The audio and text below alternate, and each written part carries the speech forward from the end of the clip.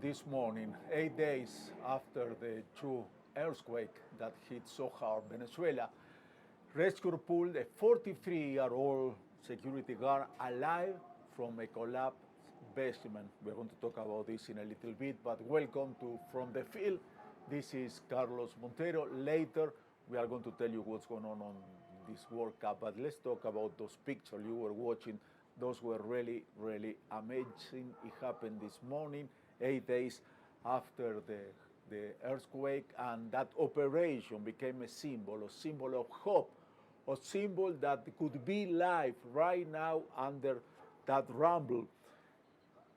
It took them 100 hours to the rescue to reach Hernan Gil Flores. Hernan Gil Flores been communicating with the rescue. He was since the past weekend, and that's something amazing. He was surrounded from rescue people from all over the world that they are right now in Venezuela trying to look for survivors or to rescue some bodies. It's really amazing celebration among all those rescues to know the reactions of this situation.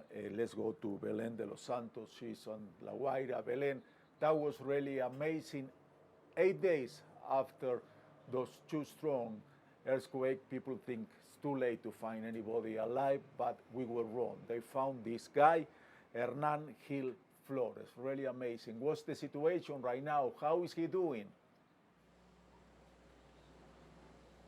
Exactly, Carlos. Well, we have been following the situation. Of course, he was hospitalized. We will have more information in the coming hours. Just as you were saying, such an important and really a miracle rescue. Let's take into account that experts usually say that it is the 72-hour mark, the moment that is crucial, after which finding people alive under the rubble becomes more and more difficult. Well, we are over a week, 8 days after the twin earthquakes, and still miracle rescues are happening here in La Guaira.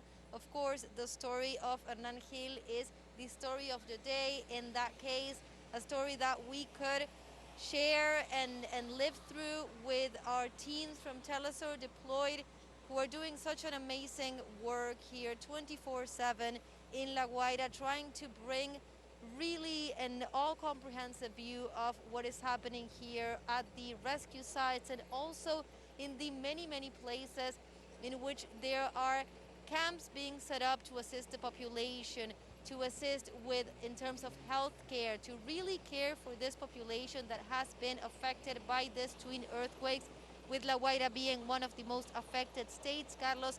And it's not the only rescue operations underway, the one that we saw with the case of Hernan Gil. Of course, wonderful success having him alive and up and over, out from the rubble.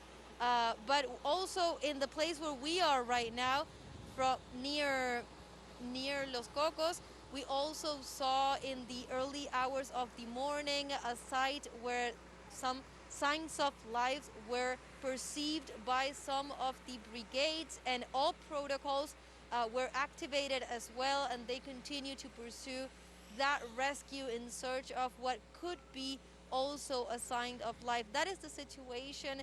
Of course, the days go by and that becomes a slower possibility, but we know, because we're seeing them, that these miracles do happen. And the important thing is that this shows how all the efforts from the international brigades, but also from the Venezuelan organizations, the brigades, the different forces that are here at play, with so much experienced people and also so many volunteers who have come from all over Venezuela, they are putting the ability of saving lives first, and they are determined to continue efforts until every possible life is saved.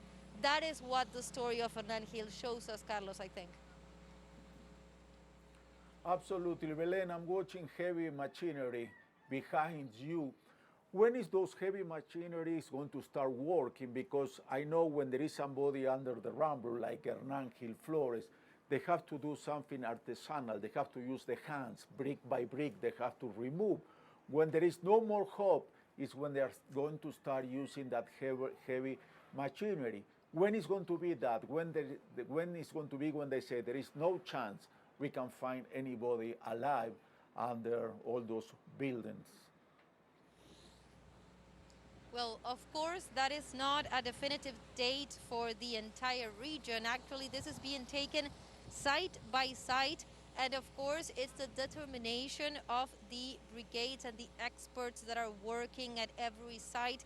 What kind of tools, what kind of machinery is being used in every process, right? So we have seen some heavy machinery operating in maybe not so central areas, some places where they are just moving around some of the rubble where it doesn't threaten any possible human life.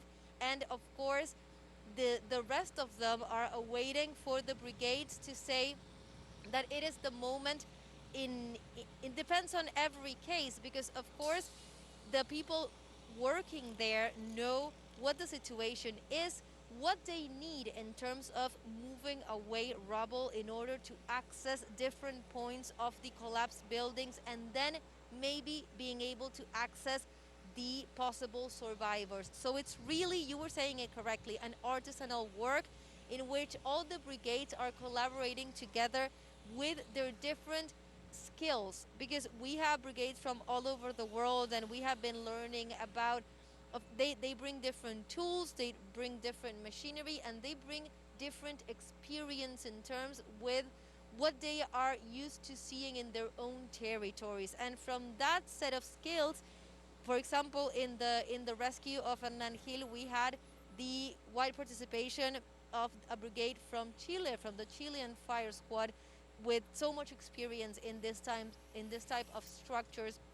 So the use of machinery depends on what they are assessing at every moment. For example, in the building that you were just mentioning behind me, there was several instances in which they tried to remove some rubble, but only in specific cases, because they were safeguarding another part. And this always has to do with the way in which they are able, they're always checking and double checking that there is no sign of possible life.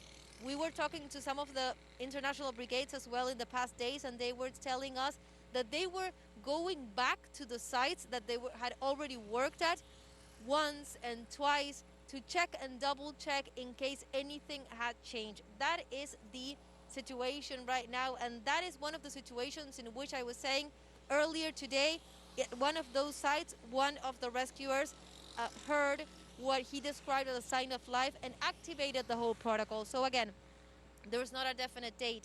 It has to do with how operations move forward at every site, and there is a hard work at play with a lot of teams involved, specialized teams, deciding when is the moment to use each one of those tools. Belen de los Santos, thank you very much. I recommend you to follow Belen. I know Belen has an account on Instagram. I'm following you. I don't know if you have a Twitter. I was trying to look for you. I couldn't find you yet. But it's very important to follow people who are on the ground, people who know what's going on. And the hashtag we are using is We Stand With Venezuela. Thank you, Belen. Thank you very much. Take care. We stand with Venezuela, the whole world stand with Venezuela. Let's go with some reactions from different parts of the world. Let's start in Argentina, where there are a big community of Venezuelans living there. Yesterday in Buenos Aires, that's what happened yesterday.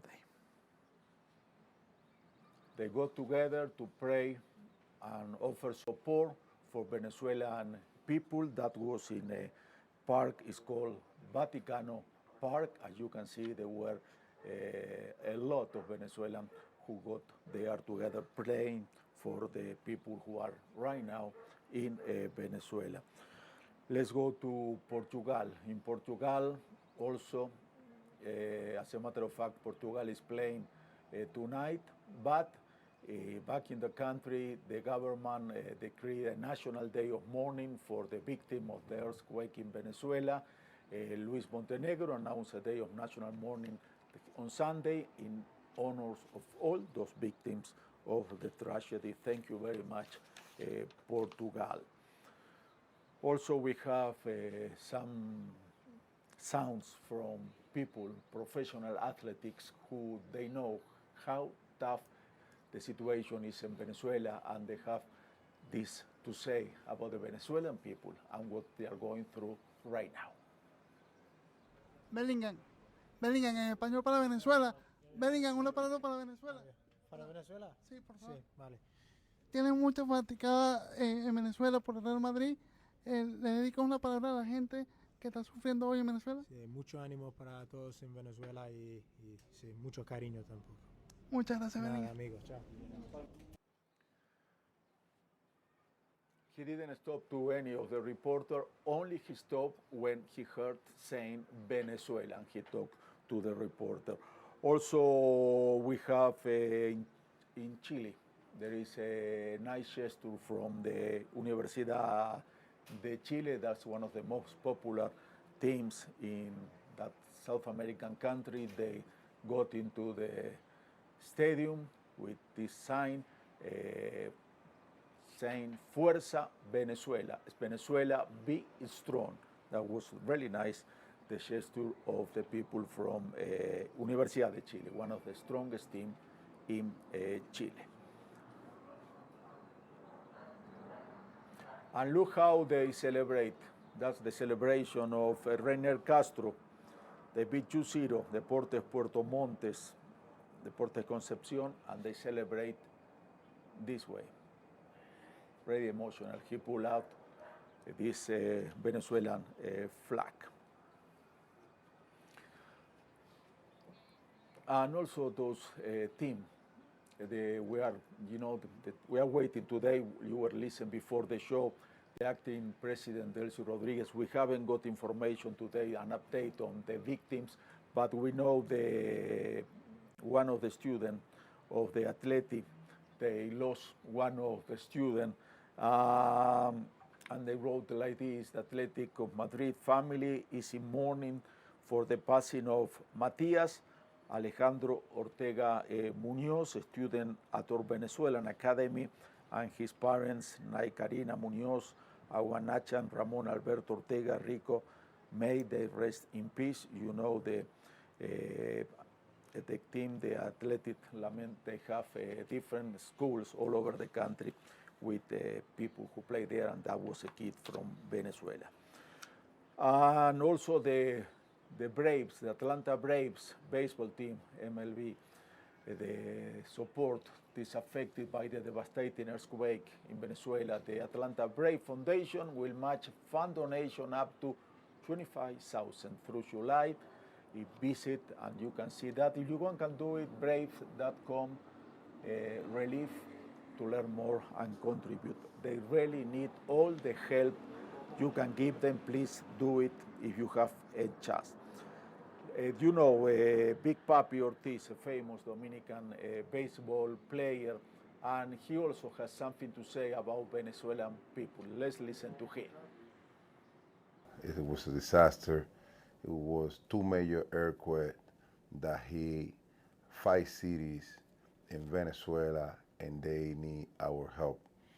So donate whatever you can. We're gonna be here collecting every single thing that they need down there to ship it down there. Help us out through Red Sox Foundation, darkcore/relief to continue helping our friends in Venezuela. Thank you so much. Thank you. Absolutely. We have to help them if we have the possibility to do it. Here in Mexico City, there are different collection centers to support those affected by the Venezuelan earthquake. Charlie has the chance this morning to be at the Museum of Fine Art, where it's one of those places where there is a collection center. Let's see what he found. Charlie, go ahead. Hey Carlos, how are you? Just 5 or 6 blocks away from the Fan Fest in El Zócalo, here, right next to the Museum of Bellas Artes, there is a collection center for people of Venezuela. I had the chance to talk to one of the organizers, and this is what she had to say. So right now we're going to do a cultural activity, especially for Venezuela, which is our brother in this big Latin America. And it's really important to understand that helping is not only with things, but also with love and ways to provide them that they're not alone in this situation they're living, in the earthquakes they're living. And a lot of people that right now in this moment need our help in all over the world. What's this organization?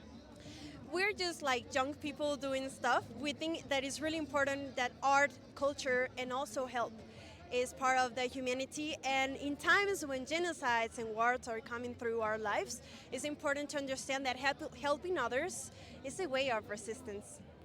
Where are you taking all the supplies that you guys are gathering? So we're going to the embassy because it's the best place to go because of the fast way it is. But it's also to understand that also Mexico has been one of the first countries that bring help to Venezuela with a lot of help, humanity, and also people that can help them.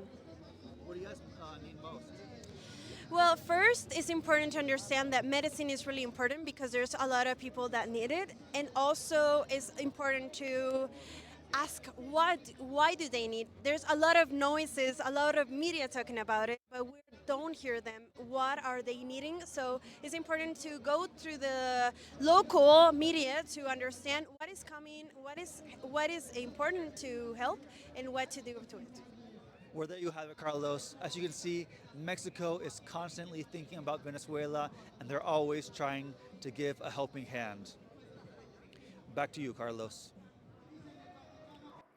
Thank you, Charlie. I was thinking what the girl was saying. Helping is a form of resistance. Nowadays, when you see so many people mean on social media, helping is a form of resistance. Really smart lady. Let's go for a short break, but let's go with the break with our segment, Let's Score a Goal for Venezuelan People.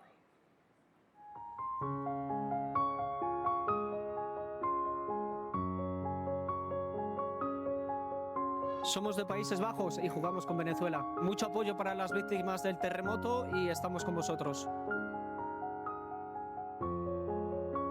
Liga Deportiva Alajuelense de Costa Rica, estamos con nuestros hermanos venezolanos. Les mandamos un abrazo, sabemos lo que están pasando ahorita, el terremoto. Ojalá que estén muy bien, pura vida.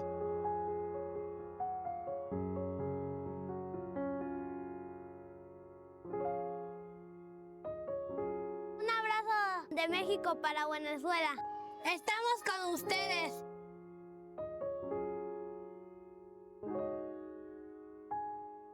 Jugamos con Venezuela, sabemos que debemos de apoyar a Venezuela porque nosotros los mexicanos pasamos el sismo del 85 y Tepito apoya a Venezuela. Estamos con Venezuela, un abrazo.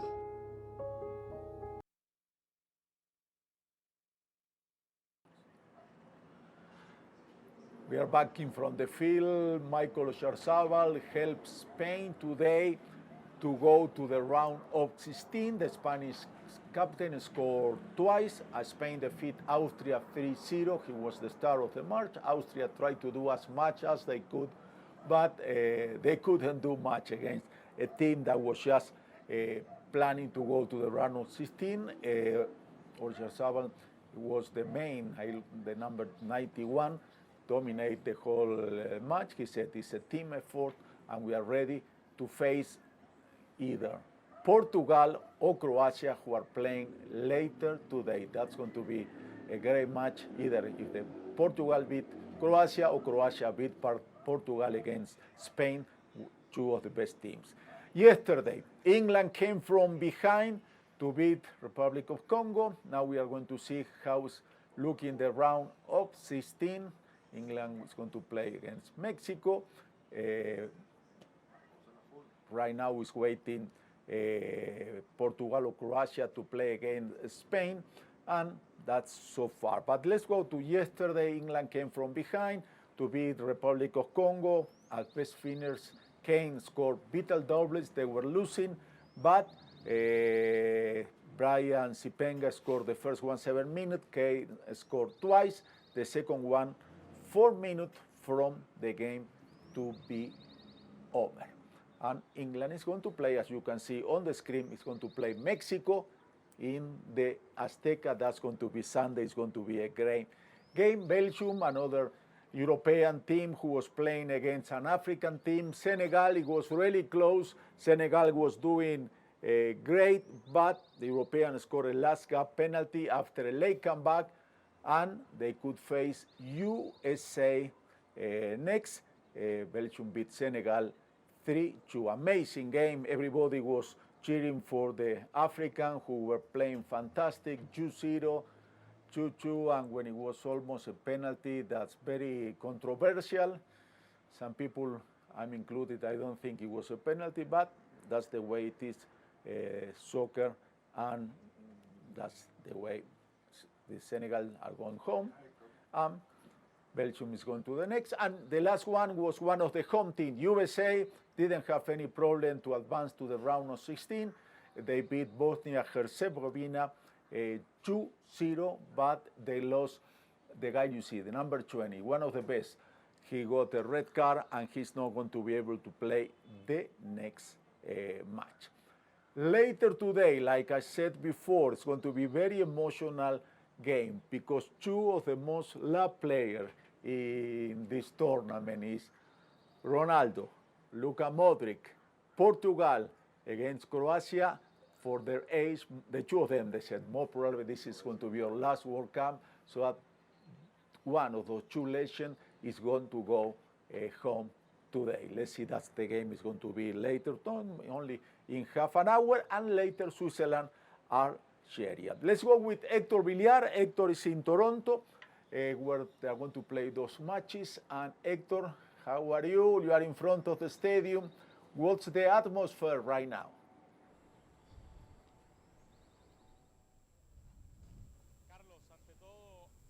Carlos, a big hug for you. I admire you a lot. I have always followed your career, and it's an honor for me to be in touch with you. Carlos Montero, it's a pleasure. Made a perfect play. Because the ball doesn't get stained. This is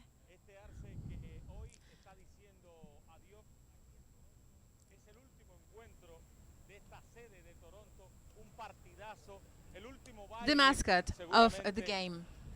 It represents the last ball. It's the maple. Who will win today? Only one can pass in this 16th state. Croatia and Portugal. This is the match that I would like to say that is the most expected game. The expectations are plenty. Whatever the better game is, it's going to be the decision of the players.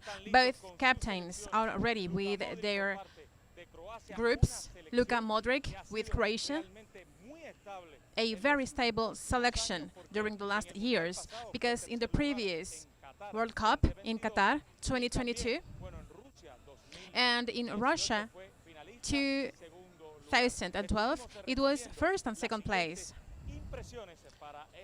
The following are the impressions before this match that will take place here at 7 p.m.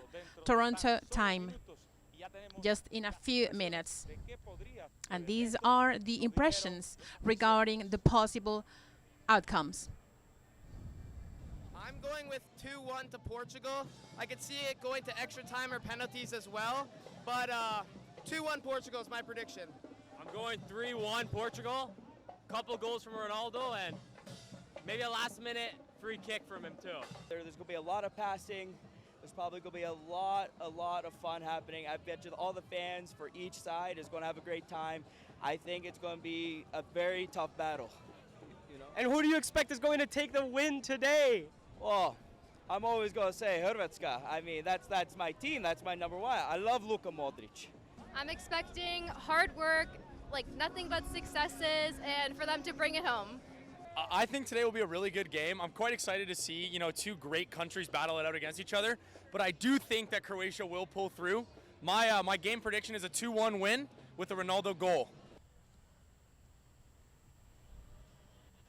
Hoy Today, this Toronto will say goodbye. It's really necessary to say that it has been a fantastic occasion, plenty of passion. Taking the name of this city and this country in a very good position. Toronto today says goodbye with a match that will be describing fully today. We say goodbye to the Maple with the number 1 and a big hug to you, Carlos. It's an honor, truly. Hector Villar, you are very, very kind. Thank you very much for your words, Hector, in Toronto. I give you my prediction. Luka Modric is going to be surprised Ronaldo and Portugal, and is going to take the winner. At least is what I hope. Maybe it's not going to happen. This is all for today. Thank you very much. See you all tomorrow. Bye-bye.